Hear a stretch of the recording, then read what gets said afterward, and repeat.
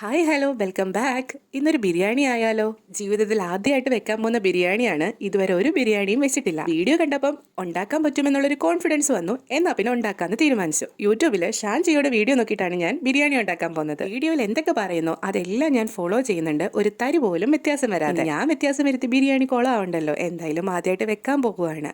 എൻ്റെ ബിരിയാണി പ്രതീക്ഷിച്ചിട്ടാണ് ഇന്നിവിടെ എല്ലാവരും ഉച്ചയ്ക്ക് ഇരിക്കുന്നത്. കുളമായാൽ എല്ലാവരും ഇന്ന് പട്ടിണിയാവും. വീഡിയോയിൽ പറഞ്ഞ പോലെ തന്നെ ചിക്കൻ സെപ്പറേറ്റ് വേവിച്ചു, അരി സെപ്പറേറ്റ് വേവിച്ച് അത് വറ്റിച്ചെടുക്കുകയാണ് ചെയ്തത്.